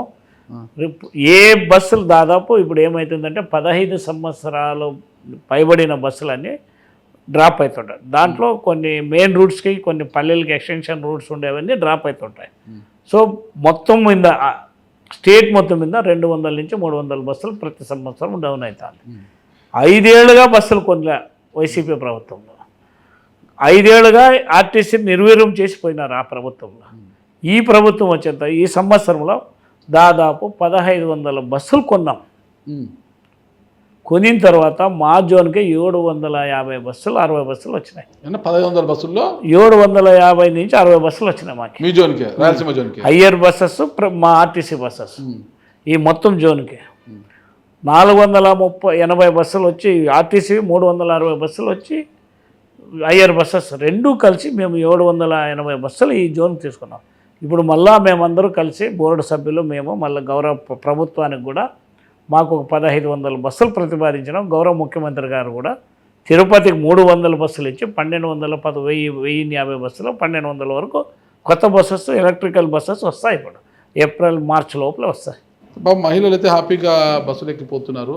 షేర్ ఆటోలు, డీజిల్ ఆటోలు ఉన్నాయి కదా, వాళ్ళు పల్లెలకు తిప్పుకునే వాళ్ళు వాళ్ళందరికీ కూడా వాళ్ళకి మొత్తం కూడా ఆకలి అరుపులతో అల్లాడిపోతున్నారు. వాళ్ళు కూడా మాకు అన్యాయం చేసినారు ఈ ఉచిత బస్సులు పెట్టి. ఇప్పుడు ఇంతకుముందు ప్రతిరోజు కూలీలకు వెళ్ళే మహిళలందరూ కూడా ఆటోలో వెళ్ళేవారు. వాళ్ళకి ఏదో ఇంత డబ్బులు వచ్చేది, ఆటో ఛార్జీలు వచ్చేది. ఇప్పుడు ఎవరు ఆటోలు ఎక్కడం లేదంట. అటు వెళ్తే ఊరికే లో లక్షణ అంటూ ఊరికే కూర్చుంటున్నారు ఆటో డ్రైవర్లు అందరూ కూడా. అసలు వాళ్ళ పరిస్థితి గురించి ఏం ఆలోచించారు? ఇక్కడ ఒకటి మీరు అబ్జర్వ్ చేయాల్సింది, అసలు ఎవరైనా పోయేదాడు పిలిచి ఎందుకబ్బా మాకు వెనకాల బస్సు వస్తుంది, బస్సు వస్తుంది, బస్సులో ఫ్రీగా అంటున్నారు అంటే ఇక్కడ ఒకటి అబ్జర్వ్ చేయాల్సింది. మామూలుగా పల్లెల్లో ఆటోలు పోవడానికి ఇంటి ముందు 2 ఊరు ముందు పోవాలని ఒక ఆనవాయితీగా ఆటోస్ బాగా తెచ్చుకున్నారు. అవసరం ఉంది అవసరం లేకుండా తెచ్చుకున్నారు. ఇక్కడ ఫ్రీ బస్సెస్ వచ్చిన తర్వాత ఎవరైతే లేబరు లేదా ప్యాకేజ్ అంటే ఎక్కడికైనా ట్రాన్స్పోర్ట్ వాళ్ళకి మాత్రం ఆటో నడుస్తాడు. కొంత ఎక్సెస్ తెచ్చుకున్న వాళ్ళు కొంత జరిగింది. అందుకే గౌరవ ముఖ్యమంత్రి వాళ్ళెదురు దృష్టిలో పెట్టుకొని కూడా ఈరోజు సంవత్సరానికి 15,000 రూపాయలు దసరా రోజు కూడా 15 ఆంక్షలు పెట్టారంట. ఆంక్షలు ఏమి లేవు. మరి ఇదే చెప్తాడు 15 ఆంక్షలు ఉన్నాయంట. నా ఆంక్షలు మీరు సర్క్యులర్ ఇస్తాను, నా డౌన్లోడ్ చేసి ఇస్తాను కావాలంటే. చాలా సింపుల్. నువ్వు ఆటో ఓనర్ అయితే నీకు లైసెన్స్ ఉండి నీకు ఎంఆర్ఓ కానీ ఎంపీడీఓ కానీ నీకు జారీ చేస్తే నీకు నీ అకౌంట్ ఇస్తే నీ అకౌంట్లో అప్లోడ్ అవుతుంది. ఏ వర్గానికి ఏ విలేజ్కి ఏ వర్గానికి అప్లోడ్ అయితే సంబంధిత కార్పొరేషన్ నుంచి నీకు వచ్చే డీటెయిల్స్ కూడా పెట్టారు. చాలా ట్రాన్స్పరెంట్గా పెట్టినారు. ఎవ్వరు ఏలు పెట్టుకోకుండా నీవు ఆటో ఓనర్ అని నీకు ఎంఆర్ఓ కానీ ఎంపీడీఓ కానీ ఇచ్చినాడంటే నీకు డబ్బు వస్తుంది. నువ్వు ఎవరో ఆటో తీసుకొని నాకు డబ్బు రాలేదు, నీ పేరు ట్రాన్స్ఫర్ కాకుండా నాకు డబ్బు రాలేదు అనే వాళ్ళకి ఇప్పుడు అకౌంటబిలిటీ లేకుండా చేయడం అనేది సాధ్యం కాని పని. అకౌంటబిలిటీ 100% ఉండే వాళ్ళకి న్యాయం జరుగుతుంది. ఓకే, ఆర్టీసీ రీజనల్ చైర్మన్గా ఉన్న మీరు మీ జోన్లో మీ బ్రాండ్ మరో 10 ఏళ్ల పాటు అలాగే ఉండిపోవడానికి ఏం చేయబోతున్నారు? అసలు నేను సంస్కరణలు అంటే కొత్త సంస్కరణ నేను ఏమనుకున్నానంటే ఒకటి కంప్లైంట్ బాక్స్ పెట్టాలనుకున్నాను ఫ్రీ బస్సెస్ పైన. ప్యాసింజర్లు నేను ఇంటాక్ట్ అయినప్పుడు మా చుట్టూ ఆఫీసర్స్ ఉన్నారు, వాళ్ళ సమక్షంలో కొంత చెప్పలేకపోతున్నారు. ఏమేమి కంప్లైంట్స్ వస్తాయనేది ఒక కంప్లైంట్ బాక్స్ 4 అంటే కర్నూలు, అనంతపురము, చిత్తూరు, కడపలో పెట్టాలనుకున్నాను బస్టాండ్స్లో. గ్రీవెన్సెస్ ఏమి వస్తాయి దాన్ని బట్టి దానికి ఏం ముందు చేయాలనేది ఒకటి ఆలోచన చేసి దానికి ఏం గ్రీవెన్సెస్ వస్తుంది దానికి అప్పుడు ఏం చేయాలనేది ప్రభుత్వం దృష్టికి బోర్డు దృష్టికి తీసుకోబోతాను. సరే, మిగతా జిల్లాల పరిస్థితి పక్కన పెడితే అనంతపురం జిల్లావాసి మీరు, ఈ అనంతపురంలోనే మీరు ఈ కార్యాలయంలో ఉన్నారు. అనంతపురం ఆర్టీసీ బస్ స్టాండ్ అభివృద్ధి కోసం ఏం చేయబోతున్నారు? ఇప్పుడు రోజుకి ప్రయాణికుల తాకిడి పెరిగిపోతుంది, మీరు అబ్జర్వ్ చేయాలి. ఉండడం లేదు. ఒక 9 నెలల ముందు బస్ స్టాండ్ పరిస్థితి ఏమే, ఇప్పుడు బస్ స్టాండ్ పరిస్థితి మీరు అట్లే ఉంది, ఏం మారలేదు. మీరు అబ్జర్వ్ చేయడంగా మీ దృష్టి క్లీనింగ్ పోతే మీకు అబ్జర్వ్. ఇప్పుడు పోదాం బస్ స్టాండ్లో. గతంలో మీరు 9 నెలల కింద పోయిన బస్ స్టాండ్ ఇప్పుడు బస్ స్టాండ్ పోదాం కావాలంటే బై లైవ్ క్రితము ఆర్టీసీ బస్ స్టాండ్ పరిశుభ్రతలో కానీ, తాగునీటి విషయంలో కానీ, మరుగుదొడ్ల విషయంలో కానీ, పార్కింగ్ విషయంలో కానీ ఒక ఆర్డర్ ప్రకారం వచ్చింది. క్లీనింగ్ అంతా నీట్గా ఉందా లేదా ఒకసారి పరిశీలించి. రెండోది ఇప్పుడు ఆర్ఎం ఆఫీస్ ఇక్కడ కడుతున్నాం, 2 కోట్ల బోర్డులో శాంక్షన్, టెండర్ కూడా అవుతా ఉంది. స్టార్ట్ అవుతుందా? 100% ఈ మంత్లోనే నెక్స్ట్ మంత్లో అయిపోతుంది. రెండోది అక్కడ ఉండే కొంచెం సీసీ రోడ్డు అక్కడ ఒక ప్యాచ్ వేయించాం, ఇంకొక ప్యాచ్ ఉంది, అది వేపిస్తే మొత్తం సీసీ రోడ్డు అవుతుంది. ఇక్కడ ఉండేది ఏదైనా ఉంటే ఇది డెమాలిష్ చేసి ఇక్కడ ఏదైనా ఒక డెవలప్మెంట్ చేయాలనేది ఒక ఆలోచన. మీరు అనంతపురం వాసిగా నేను అడుగుతున్నాను, గతంలో ఎప్పుడైనా బస్ స్టాండ్ పరిశీలించినారు, ఇప్పుడు పరిశీలించండి, తేడా కనబడుతుందా లేదు చూడండి. నేను పరిశీలించిన మీదట అయితే సేమ్ టు సేమ్ ఉందట. నీ దృష్టి ఇంకా మారలేదనమాట. నేను ఒక సాధారణ పౌరుడిగా నా దృష్టి ఉంది. మీరు గమనించలేదని దీనికి స్పష్టంగా చెప్తాను. ఏం మారిందంటే కార్గో ఆఫీస్ ఒకటి కొంత మారింది, అది ఒకటి మారింది. పార్కింగ్ కూడా ఒక డిసిప్లిన్ వచ్చింది. అప్పుడు ఎట్లా చెక్తే అట్లా పెట్టేవాడు. అక్కడ ఎంట్రన్స్లో కూడా మలమూత్రాలు విసర్జించేవాళ్ళు, అవన్నీ బంద్ చేయించినాం, నీట్గా పెట్టినాం. వే కూడా ఇట్లా నువ్వు ఆటోస్ వచ్చే వే కూడా అడ్డదిడ్డంగా వచ్చేవాడు అవుట్ సైడ్ పోయేదానికి, దాన్ని ఒక ప్లాన్గా పెట్టాము. ఆటోస్ పార్కింగ్ లోపల రాకుండా అక్కడే పెట్టాము. ఇంకా అభివృద్ధి అనేది రాత్రికి నాతోనే మాయాజాలం లేదు, నేనే మాయల పక్కన కాదు, ఇట్లా అయిపోతుందని. కార్గో వ్యవస్థ అనేది ఆర్టీసీకి ఒక మంచి పేరుని తీసుకొచ్చింది. కార్గో వ్యవస్థ అయితే ఆర్టీసీ ఎప్పుడు ప్రవేశపెట్టిందో బాగుంది, మంచిది కూడా, చాలా మందికి ఈజీ అవుతుంది, అంటే గూడ్స్ ట్రావెలింగ్ అనేది చాలా ఈజీ అవుతుంది. కానీ అనంతపురంలో మంచి కార్గో సిస్టమ్ పెట్టారు, ఇక్కడ ఆఫీస్ అంత బాగుంది. అంటే అక్కడ పనిచేసే సిబ్బంది, అంటే కాంట్రాక్ట్ కింద వేరే వాళ్ళకి కాంట్రాక్ట్ ఇచ్చేది, కాంట్రాక్ట్ సిబ్బంది ఒక పనితీరు బాగుండట్లేదు, వచ్చే కస్టమర్స్తో ఇష్టానుసారంగా మాట్లాడుతున్నారు, ఒక పద్ధతి లేకుండా మాట్లాడుతున్నారు, ఒక మోనోపోలీలాగా వ్యవహరిస్తున్నారు అనేది చాలామంది చేస్తున్న కంప్లైంట్. నేనే స్వయంగా చాలాసార్లు కూడా చూశాను. మరి ఆ వ్యవస్థలో ఉన్న లోపాలను ఎలా సరిదిద్దుతారు? అంటే ఇప్పుడు నేను ఒకసారి విజిట్ చేశాను, విచారించాను పబ్లిక్ని, లేదు కంఫర్ట్ ఉంది అన్నారు. షిఫ్ట్ అయిన తర్వాత విచారించాను, ఇక్కడ అలవాటు పడి ఉంటారు కదా, విచారించాను. ఇప్పుడు మీరు చెప్తున్నారు కదా, ఒకసారి నేను దాన్ని ఎంక్వైరీ చేసి పైన హెడ్ ఆఫీస్లో మాట్లాడి దానికి ఒక పద్ధతి ఎట్లా ఉండాలని డిస్కస్ చేస్తాను.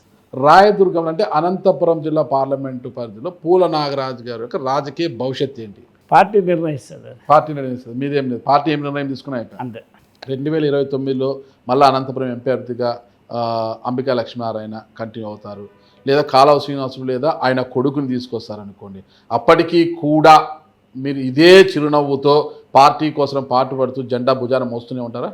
100% అంటే దాంట్లో సెకండ్ ఒపీనియన్ కాలువ శ్రీనివాసులు గారు తర్వాత తన కొడుకు వచ్చినా కూడా ఇబ్బంది ఏం లేదు, ఉండదు. ఎందుకు ఉండదు అంటే నేను చెప్తాను, మా పిల్లోడు వాడు, మేము ఎత్తి దింపినాము, నా కొడుకు ఏమి కాలువ శ్రీనివాసులు కొడుకు తేడా ఏమి లేదు కదా. ఓకే, నేను ఆ పిల్లోని ఎత్తుకున్నాను, పిలుచుకోకపోయినాం, తిరిగినాం, మా జట్లో 15-20 ఏళ్ళుగా తిరిగినాడు. నా కొడుకు ఆ పిల్ల భరత్ వయసు దాదాపు 10-12 రోజులు తేడా అంతే. ఈ మంచి మనసుని మీ పార్టీ అధిష్టానం అర్థం చేసుకోవడం లేదన్నా? ఇక్కడ పార్టీ అర్థం చేసుకోలేదని ఎందుకు అనుకుంటా, అన్ని అవకాశాలు ఇస్తూ ఉంది కదా, అధికారం వచ్చినప్పుడల్లా నేను అధికారంలో ఉన్నా, ఎప్పుడు పక్కన పోయినా. ఇప్పుడు రాష్ట్ర ముఖ్యమంత్రి పదవి లేకున్నాడు, పార్టీ నన్ను ఏం చేస్తుంది, వాటికి పార్టీ పదవులు ఇచ్చుకుంటూ వచ్చింది, ఎప్పుడు రూలింగ్ వచ్చినా నాకు అధికారం వచ్చింది.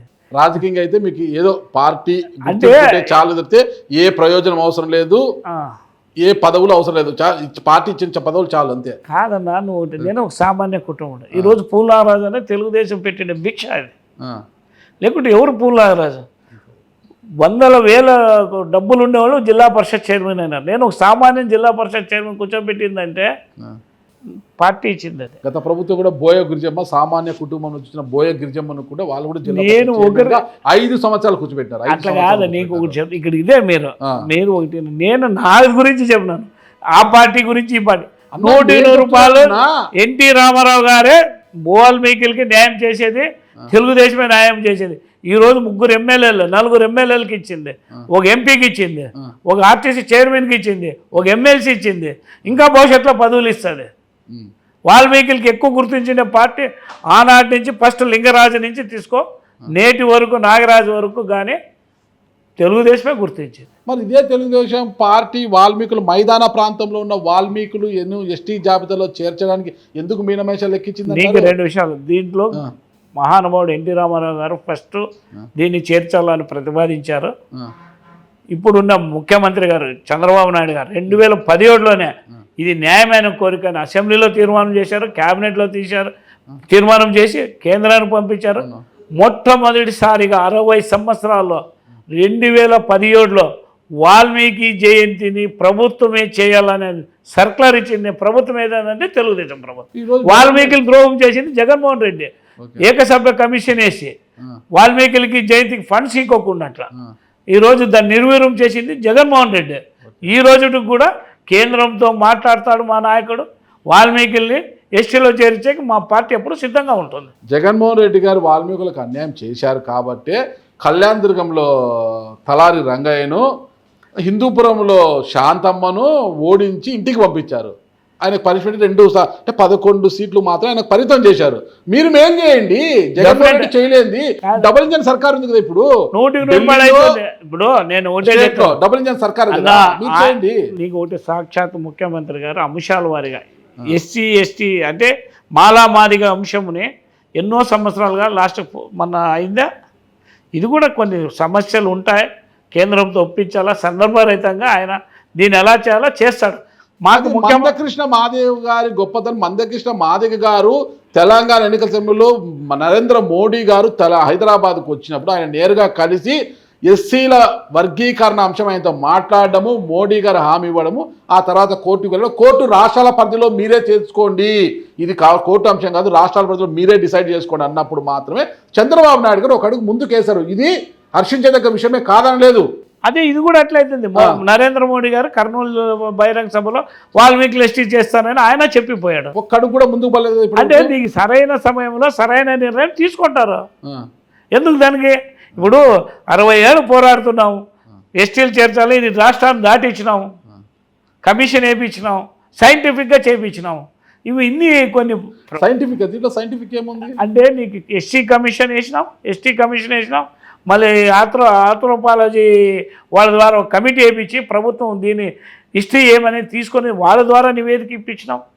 అన్నీ సైంటిఫిక్గానే జరిగినాయి. ఎక్కడ ఊరికే ఏదో జగన్మోహన్ రెడ్డిగా ఏకసభ కమిషన్ వేసి 4 సభలు చేసి తీర్మానాలు పంపించి ఇది ఇన్ని కమిటీలు అంటున్నా ఇక్కడే ఉన్న ఏపీ తెలంగాణలో ఉంటే గిరిజన ప్రాంతాలు అంటే కొండ ప్రాంతాల్లో ఉన్న వాల్మీకులు ఎస్టీ, పక్కనే కర్ణాటకలో వాల్మీకులు ఎస్టీ, ఇక్కడ ఏపీలో మాత్రము మనకు ఏపీ తెలంగాణలో మైదాన ప్రాంతంలో ఉన్న వాల్మీకులు మాత్రమే బీసీ. దీంట్లో ఇంకా మరి అంత రాకెట్ సైన్స్ ఏముంది? అంతేకాదు, దీంట్లో ఒకటి అది 1959లో జరిగిండే అంశం. అంతకుముందు మేము ఎస్టీలు అంటాం, మేము పుట్టలేదు అప్పుడు. తర్వాత బీసీలుగా ఏగా మమ్మల్ని పరిగణించారు. కర్ణాటకలో మా బంధువులు, నా చెల్లెండ్ల భర్తలంతా ఎస్టీలు, నా భార్య ఎస్టీ, కర్ణాటక వాళ్ళు కాబట్టి మళ్ళీ దీనికి ఓవర్ టైం అంతే. ఇప్పుడు దానికి ఇక్కడ కూడా కావాలని పోరాడుతున్నారు, మా పెద్దలు పోరాడారు, మేము పోరాడుతున్నాం. దాంట్లో మరి ముఖ్యమంత్రి గారు మంచి మనసుతోనే చేస్తారని 2029 లోపు వాల్మీకులు మైదాన ప్రాంతంలో ఉన్న వాల్మీకులను ఎస్టీ జాబితాలో చేరుస్తారని నమ్ముతున్నారా? జరుగుతుందని ఎవరైనా రేపు బతుకుతామని ఆశపడాలా, బతుకుకూడదని ఎందుకు ఆశపడతాం? జరుగుతుందని ఆశిద్దాము. ఎంతవరకు చదువుకున్నారన్న మీరు? బీకామనా? బీకామా ఎక్కడన్నా? రాయదుర్గంలో. నేను ప్రైమరీ ఎడ్యుకేషన్ ఎక్కడ జరిగింది? అంతా రాయదుర్గమేనన్నా మొత్తము. హై స్కూల్ 1 సంవత్సరం మాత్రం ఆదివారంలో పోయినాము, అది డిస్కంటిన్యూ అయ్యి. ఏమంత దూరం అయినారు మళ్ళీ? అంటే ఫ్రెండ్స్ అంతా కలిసి అప్పుడు పోవాల్సి వచ్చింది, పోయినాము. అక్కడ నాన్ లోకల్ ఇష్యూ వచ్చింది, అక్కడ పరీక్షలు రాకున్నట్లు మళ్ళీ వచ్చి రీబ్యాక్ అయినాం అంతే. మళ్ళా రాయదుర్గంకే వచ్చింది. ఓకే, రాయదుర్గంలో గార్మెంట్ ఇండస్ట్రీ రోజుకి కూడా నిర్వీర్యం అయిపోతుంది అంటున్నారు. జీన్స్ ప్యాంట్ల తయారీకి రాయదుర్గం పెట్టింది పేరు కదా, ఆ పరిశ్రమ ఇటీవల కొద్దిగా డీలా పడుతుంది అంటున్నారు కదా. అంటే మీకు సంబంధం లేకపోయినా అధికార పార్టీ నాయకుడిగా మీ సొంత నియోజకవర్గం కాబట్టి ఆ పరిశ్రమ అభివృద్ధి కోసం ఏం చేయబోతారు? అంటే రోజుకి ఫ్యాషన్ చేంజ్ అవుతూ ఉంది. బట్టలు ముందు మా వాళ్ళు కల్డి చీరలు వేసేవాడు, మామూలు రేషం చీరలకు వచ్చారు, మళ్ళీ గద్వాల చీరలకు వచ్చారు, మళ్ళీ గార్మెంట్స్కి వచ్చారు. మా viewers community day by day మానిటరింగ్లో వాళ్ళు చాలా అడ్వాన్స్ అవుతారు. వాళ్ళు ఒకే కుటుంబం 4 తరాలు 4 రకాల వ్యాపారాలు మారినారు. చాలా కుటుంబాలు మా దాంట్లోనే. ఇప్పుడు కొంత ఇబ్బంది అయినది అంటే గార్మెంట్ ఫ్యాషన్ కొంచెం చేంజ్ అయింది. కొన్ని రోజులు మా ట్రెండ్ నడిచింది, ఇప్పుడు కొంత మందగిరిచిందంటే మళ్ళీ పికప్ అవుతుంది. అట్లే మనం. మీ స్వగ్రామం ఏదన్నా? రాయదుర్గమే. రాయదుర్గం టౌన్.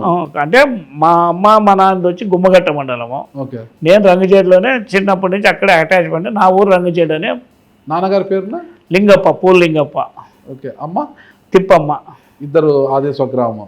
అంటే మా అమ్మది కలుగోడు, ఇప్పుడు నేనుండే చెప్పాను ఆ పంచాయతీ. మా నాన్నది వీరాపురము. ఎంతమంది సంతానం వారికి? మా నాన్న వాళ్ళు 5 మంది. అబ్బా, చాలా చిన్న సంతానం. మీ నాన్నకి ఎంతమంది సంతానం? మీరు? మేము 6. 2 5 ఒకటి కూడా. వాళ్ళ 5 మీరు 6 అయితే క్రికెట్ టీం అనమాట. క్రికెట్ జట్టు 11 మంది. మీరు ఎన్నో వారన్నా? నేను 2వ వాడిని. మిగతా వాళ్ళంతా ఏం చేస్తారు? ఆయన డాక్టర్, ఆర్ఎంపీ డాక్టర్గా కర్ణాటకలో ఉన్నాడు, ఆనగారి దగ్గర ఉన్నాడు. ఓకే. నేను అడిగింది మిగతా వాళ్ళతో ఒకరి గురించే చెప్పారు మీరు. 4 చెల్లెండ్లే కదా. 4 చెల్లెలు. 2 అన్నదమ్ములు, 4 చెల్లెళ్ళు, మొత్తం 6 మంది. బీకామ్ అయిపోయిన తర్వాత రాజకీయాలకు రావాలని ఎందుకు అనిపించింది? అంటే నేను మా ఊరికి అప్పుడే డిగ్రీ అయ్యే 85-84 మధ్యలో డిగ్రీ అవుతా ఉంది. రామారావు గారు మా ఊరికి ఎలక్షన్కి వచ్చారు, క్యాంపెయిన్. ఆయన ముందు నుంచి సినిమాలు చూసేవాడిని, మా బాగా ఇష్టపడే. ఆయన కత్తి తిప్పడము, ఆయన యాక్షన్ అవన్నీ. దానికి నేను మా పల్లె నుంచి కూడా ఎన్నోసార్లు సైకిల్ వేసుకొని మా ఫ్రెండ్స్ పిల్లలతో జట్లో పోయి చూసేవాడిని. ఆయన రాయదుర్గంకి వచ్చినప్పుడు బాగా అట్రాక్షన్ అయినాము. అప్పుడు నేను డిగ్రీ కాలేజ్ చైర్మన్గా ఉన్నప్పుడు అక్కడ మా లోకల్ లీడర్ కాటా గోవిందప్ప అనే అతను నన్ను దగ్గర తీసుకొని తెలుగుదేశంలో చైర్మన్ అన్నాడు. అప్పటి నుంచి అట్లా అది అట్రాక్ట్ అయింది. నాకు కూడా బాగా ఇష్టమైంది ఈ పార్టీ. ఎందుకో త్వరలో జిల్లా అధ్యక్ష పదవి మార్పు ఉండబోతోంది. అనంతపురం జిల్లా టీడీపీ అధ్యక్ష పదవి మార్పు ఉండబోతుంది అంటున్నారు. మరి ఎవరు ఉండే అవకాశం ఉంటుందంటారు? అది నాకు తెలియదు, పార్టీకి తెలుస్తుంది. పార్టీకి మీరు చాలా దగ్గర మనిషి అంటే కదా. ఎవరు చెప్పారు? మీరే చెప్పినారు. నేను చెప్పలేదు. నేను పార్టీ నాకు చాలా బాధ్యతలు ఇస్తుంది. నాకు అన్నిటి సార్, నన్ను అన్నింటిలో ఎప్పుడైనా నువ్వు అబ్జర్వ్ చేయి. అధికారం ఉండేది 27 సంవత్సరాలు అయింది తెలుగుదేశం, రామారావు గారితో నుంచి నెట్వర్క్. ఫస్ట్ 5 ఏళ్ళు నాకు, ఇంకా అప్పుడు నేను యూత్ ప్రెసిడెంట్ ఆ లైన్లో ఉన్నాను. తర్వాత అన్ని చోట్ల 94లో నాకు జడ్పీటీసీ నేను, మళ్ళీ 99లో సార్ టికెట్ ఇస్తున్నాను, వద్దన్నాము. మళ్ళీ 2004లో వచ్చే లోపల మళ్ళీ నాకు అధికారం వచ్చి 14లో మళ్ళీ నాకు జడ్పీ చైర్మన్గా అవకాశం ఇచ్చాను, జడ్పీటీసీ గెలిచాను. మళ్ళీ ఇప్పుడు 2029 దీంట్లో నాకు మళ్ళీ 25లో 24లో మళ్ళీ ఇప్పుడు ఆర్టీసీ రీజనల్ చైర్మన్. ఇంకేమో దీంట్లో మీ కష్టానికి తగ్గ ప్రతిఫలం ఖచ్చితంగా దక్కుతోందన్న, అందరికీ సంతోషం. అది మీరు చేసిన కష్టానికి తగ్గ ప్రతిఫలమే దక్కింది. అయితే ఒక్క విషయం నా ఫైనల్గా ఒకటే, తెలుగుదేశం పార్టీ ఆవిర్భావం నుంచి అన్న నందమూరి తారక రామారావు గారితో ప్రేమగా సుబ్బు అని పిలిపించుకునే గడ్డం సుబ్రహ్మణ్యంకి ఈ జిల్లాలో ఇంతవరకు న్యాయం జరగలేదు. అందరికీ పదవులు వచ్చాయి, గడ్డం సుబ్రహ్మణ్యంకి ఇంతవరకు ఒక్క పదవి కూడా రాలేదు. అయినా కూడా ఆ జెండాను వీడకుండా ఆ జెండాను భుజాన మోస్తూ ఆయన ఉన్నాడు అన్నమాట. ఇప్పటికీ అంటే ప్రస్తుతం గడ్డం సుబ్రహ్మణ్యం జిల్లా అధ్యక్ష పదవి ఆశిస్తున్నారు అని బయట న్యాయం ఉంది, అవకాశం కూడా ఉండొచ్చా? అంటే గడ్డం సుబ్రహ్మణ్యంకు అధ్యక్ష పదవి ఇస్తానంటే పూల నాగరాజు గారు మద్దతుగా నిలబడతారు. 100% తెలుగుదేశం పార్టీలో ఎవరికి ఇచ్చినా నిలబడతాం. పాత అంటే మేము సుబ్రహ్మణ్యం గారు ఒక సమకాలికలు, ఎవరికన్నా అనొద్దండి, అందరికీ పదవులు వచ్చాయి. ఓకేనా, పూల నాగరాజు గారు సహా పదవులు వచ్చాయి. పదవి లేకోకుండా సీనియర్ నాయకుడు, జిల్లాలోని అతి సీనియర్ నాయకుడు నేను 100% ఉంటాను, ఆయన వెంట ఉంటాను. ఓకే, గడ్డం సుబ్రహ్మణ్యం గారికి న్యాయం జరుగుతుందా? జరుగుతుంది, ఈసారి జరగాల. ఓకే, మరి పూల నాగరాజు అన్న రాజకీయ భవిష్యత్తు ఏంటి? నాకు 100% న్యాయం జరుగుతుంది. నాకు ఎందుకు అనుమానం? ఇప్పుడు నా ఇంట్లో నాకు అనుమానం ఉంటే నేను ఆ ఇంట్లో ఎన్నుకుంటా. సరే, మీ నమ్మకమే మిమ్మల్ని రాజకీయంగా మరింత ఎత్తుకు తీసుకెళ్లాలని నేను కోరుకుంటానన్నా. థ్యాంక్ యూ అన్న, నమస్తే అన్న.